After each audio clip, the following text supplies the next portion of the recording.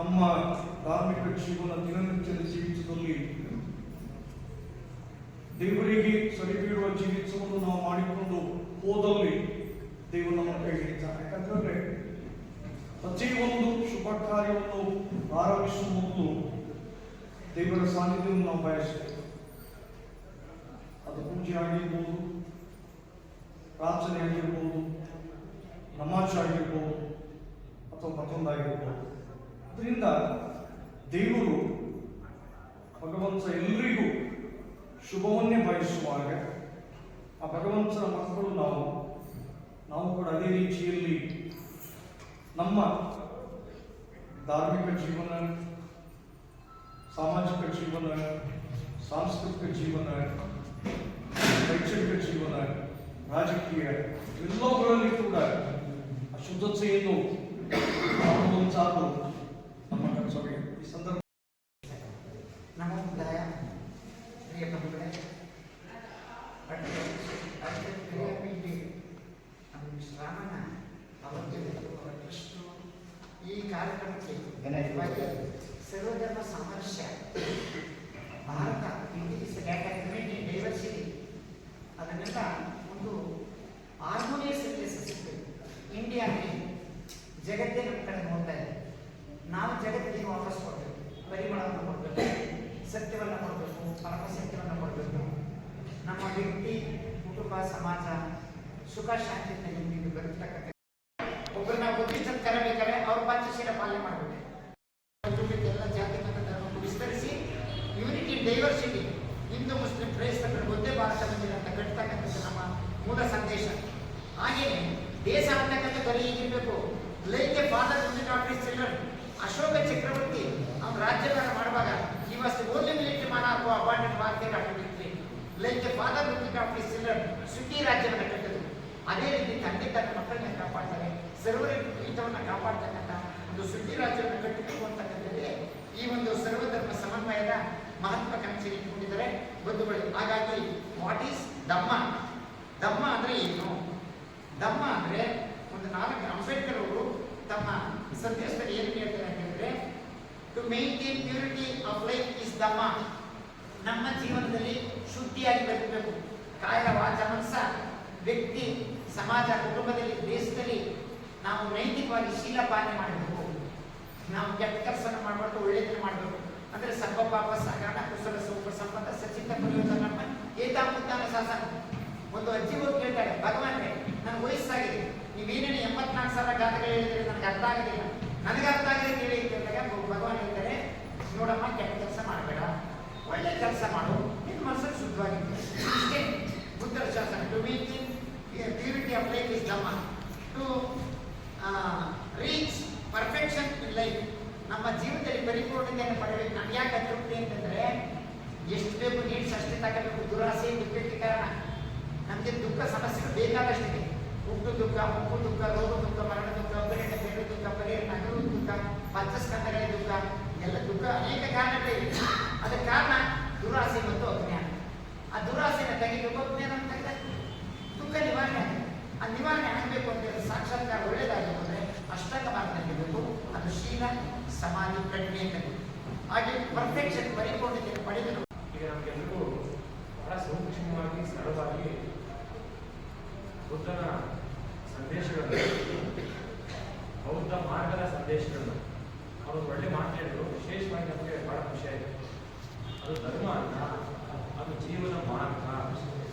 ಬುದ್ಧ ಜಗತ್ತಿಗೆ ಒಂದು ಜೀವನ ಮಾರ್ಗವನ್ನು ತೋರಿಸಿ ಹೋಗಿದ್ದಾರೆ. ಅವ್ರ ಉದ್ದೇಶ ಧರ್ಮ ಸ್ಥಾಪನೆ ಮಾಡಬೇಕು ಅಂತ ಆಗಿರಲಿಲ್ಲ. ಈಗಾಗಲೇ ಅನೇಕ ಧರ್ಮಗಳಿತ್ತು, ಮತ್ತಿನ್ನಷ್ಟು ಧರ್ಮಗಳು ಬೇಕಾಗಿಲ್ಲ. ಮನುಷ್ಯನಿಗೆ ಮನುಷ್ಯನಾಗಿ ಒಂದು ವಿಶ್ವಮಾನ ಪ್ರಜ್ಞೆಗೆ ಬದುಕಬೇಕು ಅನ್ನೋದು ಒಳ್ಳೆಯ ಸುವರ್ಣ ಮಾರ್ಗವನ್ನು, ಒಂದು ಗೋಲ್ಡನ್ ಪಾತ್ರ ನಿರ್ಮಾಣ ಮಾಡಬೇಕು ಅಂತೇಳಿ ಅವರು ಅವರೇ ಆದಂಥ ವಿಶೇಷವಾದಂಥ ಮಾರ್ಗೋಪಾಯಗಳನ್ನ ಸರಳವಾಗಿ, ಸುಂದರವಾಗಿ ಸಮಾಜಕ್ಕೆ ತಲುಪಿಸುವಂಥ ವ್ಯವಸ್ಥೆಯನ್ನು ಮಾಡಲಿಕ್ಕೆ ಸಿದ್ಧಾರ್ಥ ಬುದ್ಧರಾಗಿದ್ದರು. ಇಂಥ ವಿಷಯಗಳನ್ನ ಬಹಳ ಅದ್ಭುತವಾಗಿ, ಸರಳವಾಗಿ ನಾವೆಲ್ಲರೂ ತಿಳಿಸ್ಕೊಟ್ಟಂಥ ಅತ್ಯಂತ ಸರಳರು. ನಿಜವಾಗ್ಲೂ ನಾವು ಎಲ್ಲರ ಪಕ್ಕನೇ ಕೂತಿದ್ದೀವೇನೋ, ಅವ್ರ ಮಾತನ್ನೇ ಕೇಳ್ತಾ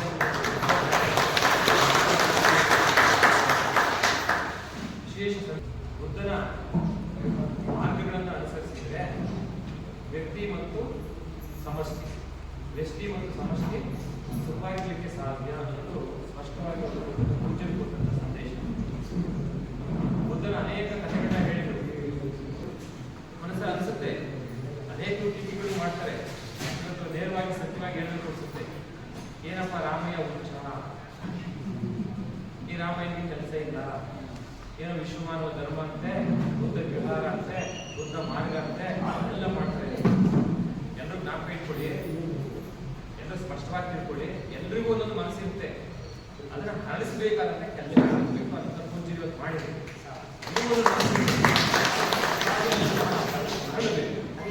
ಆಗ ಮಾತ್ರ ನಮಗೆ ಜ್ಞಾನೋದಯ ಆಗುತ್ತೆ. ಹೊಸ ಹೊಸ ವಿಷಯಗಳನ್ನ ಒಪ್ಪಿಕೊಳ್ಳುವ ಅಥವಾ ವಿಶಾಲವಾಗಿ ಯೋಚಿಸುವಂತ ಲಭ್ಯ ಬರುತ್ತೆ. ಸಂಕುಚಿತ ಮನಸ್ಸಿಟ್ಕೊಂಡ್ರೆ ನಂದೇ ಗ್ರೇಟ್ ಅನಿಸ್ತಾ ಇರುತ್ತೆ, ನಾನೇ ಗ್ರೇಟ್ ಅನಿಸ್ತಾ ಇರುತ್ತೆ. ಹಾಗೆ ಜ್ಞಾನ ಮನಸ್ಸಿದೆ, ಅದಕ್ಕೊಂದಷ್ಟು ಜ್ಞಾನ ಬಿಟ್ಟು ಅಂತ ಕೆಲಸ ಮಾಡಬೇಕು. ಅಂತ ಜ್ಞಾನದ ಈ ಜೀವನದಲ್ಲಿ ಪ್ರತಿನಿತ್ಯ ಸಾಧ್ಯವಾದಷ್ಟು ಸುತ್ತಮುತ್ತಲ ಸಮಾಜಕ್ಕೆ ಹಂಚಬೇಕು ಅನ್ನೋ ಉದ್ದೇಶಕ್ಕೋಸ್ಕರ ಇಲ್ಲಿ ಪವಿತ್ರ ಕೇಂದ್ರವನ್ನ ಬುದ್ಧನ ಮೂರ್ತಿನ ಪ್ರತಿಷ್ಠಾಪನೆ ಮಾಡಿ, ಇಲ್ಲಿ ಮೂರ್ತಿ ಕೇವಲ ಸಾಂಕೇತಿಕವಾಗಿ ಅಷ್ಟೇ. ನಾವು ಹೂವು ಹಾಕ್ತೀವಿ, ಪೂಜೆ ಮಾಡ್ತೀವಿ, ದೀಪ ಹಾಕ್ತೀವಿ, ಇದೆಲ್ಲ ಸಾಂಕೇತ. ನಮ್ಮ ಪ್ರಜ್ಞೆಯನ್ನು ವ್ಯಕ್ತಪಡಿಸಲಿಕ್ಕೆ, ನಮ್ಮ ಭಕ್ತಿಯನ್ನು ಸಮರ್ಪಿಸಲಿಕ್ಕೆ, ಭಕ್ತಿಯ ಭಾವನೆಯನ್ನು ಸಮರ್ಪಿಸಲಿಕ್ಕೆ ಇವೆಲ್ಲ ಕ್ರಮಗಳನ್ನ ಉಪಕ್ರಮಗಳನ್ನ ನಾವು ಭೌತಿಕವಾಗಿ ಮಾಡ್ತೀವಿ. ಬಾಬಾ ಸಾಹೇಬ್ ಅಂಬೇಡ್ಕರ್ ಅವರು ಕೂಡ ಪೂಜಿಸ್ತೀವಿ. ಆದರೆ ಅವರು ಭೌತಿಕವಾಗಿ ಇಲ್ಲ, ಬೌದ್ಧಿಕವಾಗಿ ಏನು ಸಮಾಜಕ್ಕೆ ಕೊಡಬೇಕಾಗಿತ್ತೋ, ಏನನ್ನ ಸ್ಪಷ್ಟವಾಗಿ ಹೇಳಬೇಕಾಗಿತ್ತೋ ಅದನ್ನು ಘಂಟಾಘೋಷವಾಗಿ ಭಯ ಇಲ್ಲದೆ ಹೇಳಿ ಹೋಗಿದ್ದಾರೆ. ಯಾವ ಮನುಷ್ಯನ ಹೃದಯದಲ್ಲಿ ಭಯ ಇರುವುದಿಲ್ಲವೋ ಅವನು ಸಾಧನೆ ಮಾಡಲಿಕ್ಕೆ ಯಾವುದೇ ಕಷ್ಟಗಳು ಇರುವುದಿಲ್ಲ ಅಂತ ಹೇಳ್ತೇವೆ. ಯಾವ ವ್ಯಕ್ತಿಯ ಗೌತಮ ಬುದ್ಧನ ಬಗ್ಗೆ, ಬುದ್ಧ ಮಾರ್ಗದ ಬಗ್ಗೆ ಇಡೀ ಜಗತ್ತು ಕೊಂಡಾಡುತ್ತೆ. ಬುದ್ಧನನ್ನ ಏಷ್ಯಾದ ಬೆಳಕು ಅಂತ ಕರೀತಾರೆ, ಲ್ಯಾಂಪ್ ಆಫ್ ಏಷ್ಯಾ. ಯಾಕಂದ್ರು ನೀವು ಸುಮ್ಮನೆ ಏಷ್ಯಾ ಅಂದ ತಕ್ಷಣ ಒಂದ್ ಕಡೆ ನೋಡಿ, ಈ ಪೌರಾತ್ಯ ರಾಷ್ಟ್ರಗಳಲ್ಲಿ, ಈ ಪೌರಾತ್ಯ ರಾಷ್ಟ್ರ ಇನ್ಕ್ಲೂಡಿಂಗ್ ಇಂಡಿಯಾ, ಪಾಕಿಸ್ತಾನ ಇರ್ಬೋದು, ಬಾಂಗ್ಲಾದೇಶ ಇರ್ಬೋದು, ಶ್ರೀಲಂಕಾ ಇರ್ಬೋದು, ಈ ಪೌರಾತ್ಯ ರಾಷ್ಟ್ರಗಳಲ್ಲಿ, ಏಷ್ಯಾದ ಬಹುತೇಕ ರಾಷ್ಟ್ರಗಳಲ್ಲಿ ಧರ್ಮದ ಕುರಿತು, ಮಾನವತೆಯ ಕುರಿತು ಅಜ್ಞಾನ ತುಂಬಿರುತ್ತಾ ಇತ್ತು. ಮನುಷ್ಯರ ಮಧ್ಯೆ ಜಾತಿಯ ಕಾರಣ, ಭಾಷೆಯ ಕಾರಣ, ಬಣ್ಣದ ಕಾರಣ, ಆರ್ಥಿಕ ವ್ಯವಸ್ಥೆಯ ಕಾರಣ, ಇನ್ನಿತ್ಯಾದಿ ವ್ಯತ್ಯಾಸಗಳಿಂದ ದೂರ ಆಗ್ತಾ ಇತ್ತು. ದೇವರನ್ನ ಸಮೀಪಿಸಲಿಕ್ಕೆ, ದೇವರ ಹತ್ರ ಹೋಗ್ಲಿಕ್ಕೆ, ಸಂಸ್ಕೃತದಲ್ಲಿ ಮಾತಾಡ್ಲಿಕ್ಕೆ ನೀವು ಅರ್ಹರಲ್ಲ ಅಂತ ದೂರ ಇಡ್ತಾ ಇದ್ರು. ಇಂಥ ಎಲ್ಲ ಅನ್ಯಾಯಗಳನ್ನ ನೋಡಿದಂತ ಸಿದ್ಧಾರ್ಥ ಬುದ್ಧನಾದಂತ ಬಗ್ಗೆ 4-5 ಗಂಟೆಗಳ ವಾಸ್ತವಿಕವಾಗಿ ನೋಡಿ ಕೊನೆಗೆ ಒಂದು ಜ್ಞಾನೋದಯ ಆಗಿ ಇದಕ್ಕೆ ಪರಿಹಾರ ಏನು ಅಂತೇಳಿ ಕಂಡುಹಿಡಿಬೇಕಾದ್ರೆ, ಈ ಭೂಮಿ ಮೇಲೆ ಹುಟ್ಟಿರುವಂತ ಎಲ್ಲರೂ ಕೂಡ ಮೋಕ್ಷದ ಹಾದಿ ಸುಲಭ ಆಗಬೇಕು, ಮೋಕ್ಷ ಮಾರ್ಗವನ್ನು ಸ್ವಯಂ ಕಂಡುಕೊಳ್ಳಿಕ್ಕೆ ಶಕ್ತಿನ ತುಂಬಬೇಕು ಅನ್ನೋ ಉದ್ದೇಶಕ್ಕೋಸ್ಕರ ಅತ್ಯಂತ ಸರಳವಾಗಿ ಕೆಲವು ಜನಜನಿತವಾದಂತಹ ಸತ್ಯದ ವಿಚಾರಗಳ ಜನರ ಮುಂದೆ ಇಡ್ತಾರೆ. ಈಗ ಬುದ್ಧಂ ಶರಣಂ ಗಚ್ಚಾಮಿ, ಧಮ್ಮಂ ಶರಣಂ ಗಚ್ಚಾಮಿ, ಸಂಘಂ ಶರಣಂ ಗಚ್ಚಾಮಿ.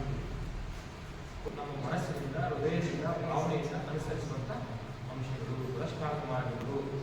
ಅವುಗಳನ್ನು ಅನುಸರಿಸಿದ್ರೆ ಯಾವ ವ್ಯಕ್ತಿಯು ಕೂಡ ಯಾರಿಂದಲೂ ಕೂಡ ಹೋಗಬೇಕಾಗಿಲ್ಲ, ತನ್ನಷ್ಟಕ್ಕೆ ತಾನೇ ಈ ಮೋಕ್ಷವನ್ನು ಕಂಡುಕೊಳ್ಳಲಿಕ್ಕೆ ಸಾಧ್ಯ ಇದೆ. ಮಾರ್ಗವನ್ನ ಗೌತಮ ಬುದ್ಧ ನಮಗೆ ತಿಳಿಸಿಕೊಟ್ಟಿದ್ದಾರೆ. ಏನೆಲ್ಲ ವ್ಯತ್ಯಾಸವಿದೆ ಅದು ಕೊಡಲಾಗುವುದು. ಇವತ್ತು ಸಂವಿಧಾನದ ಬಗ್ಗೆ, ಈಗ ಭಾರತೀಯ ಸಂವಿಧಾನ ಎಲ್ಲರಿಗೂ ಸಮಾನವಾದಂಥ ಅವಕಾಶಗಳು ಕೊಡಬೇಕು, ಸಮಾನವಾಗಿ ಜೀವಿಸಬೇಕು, ಸಮಾನವಾಗಿ ಅವಕಾಶಗಳು ಕೊಡಬೇಕು, ಸಮಾನವಾಗಿ ಜೀವನವನ್ನು ಸಾರ್ಥಕ ಮಾಡ್ಕೋಬೇಕು ಅನ್ನೋ ಅಂಶಗಳನ್ನ ಇಡೀ ಪ್ರಪಂಚದ ಯಾವುದಾದ್ರೂ ಒಂದು ಸಂವಿಧಾನ ಕೊಟ್ಟಿದೆ ಅಂದ್ರೆ ಅದು ಭಾರತದ ಸಂವಿಧಾನ. ಸಂವಿಧಾನ ರಚನಾ ಸಂದರ್ಭದಲ್ಲಿ ಬಾಬಾ ಸಾಹೇಬ್ ಅಂಬೇಡ್ಕರ್ ಅವರಿಗೆ ಆಳವಾದಂತಹ ಅಧ್ಯಯನ, ಒಂದ್ ಕಡೆ ಯಾರು ಅಧ್ಯಯನ ಮಾಡ್ತಾರೆ, ಆದ್ರೆ ಆಳವಾದಂತಹ ಅನುಭವ, ಪರ್ಸನಲ್ ಎಕ್ಸ್ಪೀರಿಯನ್ಸ್ ಇತ್ತು. ಮನುಷ್ಯರ ಮಧ್ಯೆ ಎಷ್ಟು ವ್ಯತ್ಯಾಸಗಳಿವೆ, ಈ ಮನುಷ್ಯರು ಯಾರಿಗೋಸ್ಕರ ಈ ತರ ಬಡದಾಡ್ತಾರೆ, ಇವೆಲ್ಲ ಅವರಿಗೆ ಅಧ್ಯಯನದ ಜೊತೆ ಅನುಭವದ ಒಂದು ವಿಶ್ವವಿದ್ಯಾನಿಲಯವು ಕೂಡ ಆಗಿದ್ದರಿಂದ ಈ ದೇಶದಲ್ಲಿ ಇಂತಹ ಭೇದ ಭಾವಗಳು ಇರಬಾರದು, ಅದನ್ನು ನಿವಾರಿಸಲಿಕ್ಕೆ ಪ್ರಯತ್ನ ಮಾಡಬೇಕು ಅಂತ ಹೇಳಿ ಒಂದು ಮಹಾ ಗ್ರಂಥವನ್ನ ಸಂವಿಧಾನ ಅನ್ನೋ ಹೆಸರಲ್ಲಿ ನೀಡಿ ಹೋಗಿದ್ದಾರೆ. ಅದನ್ನ ನಾವೆಲ್ಲರೂ ಕೂಡ ಗೌರವಿಸಬೇಕು. ಪೂರ್ಣ ಪ್ರಮಾಣದಲ್ಲಿ ಅದನ್ನ ನಾವು ತತ್ವಗಳನ್ನ ಆದರ್ಶಗಳನ್ನ ಗೌರವಿಸಿದ್ರೆ ಈ ಸಮಾಜ ಒಂದು ಶ್ರೇಷ್ಠ ಸಮಾಜ ಆಗಲಿಕ್ಕೆ ಸಾಧ್ಯ ಆಗುತ್ತೆ. ಈ ನೆಲ ಒಂದು ಶ್ರೇಷ್ಠ ನೆಲವಾಗಲಿಕ್ಕೆ ಸಾಧ್ಯ ಆಗುತ್ತೆ ಅಲ್ವಾ?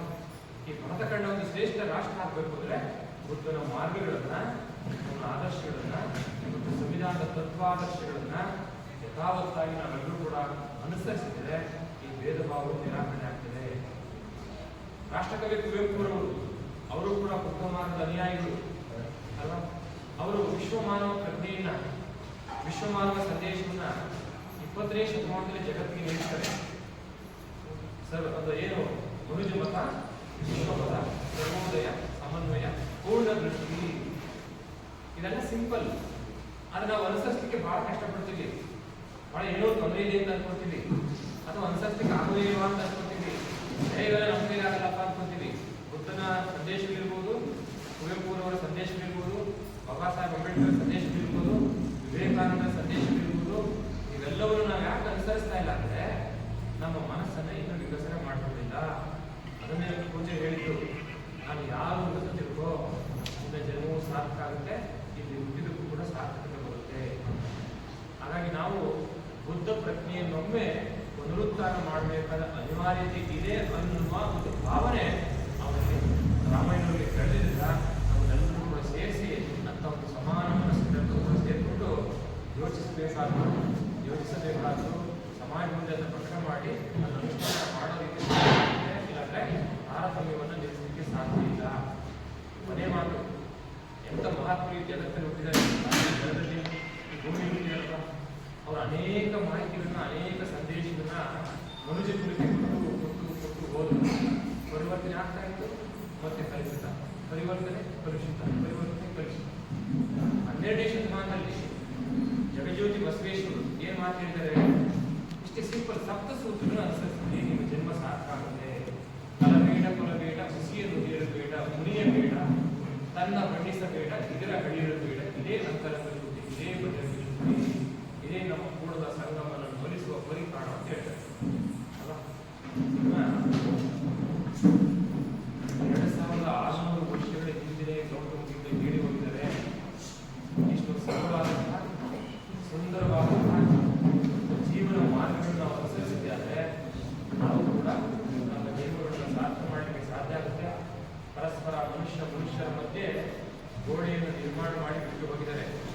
ಈಗ ಗೋಡೆಯನ್ನು ತೆಗಿಬೇಕು, ಸೇತುವೆಯನ್ನು ಕಟ್ಟಬೇಕು.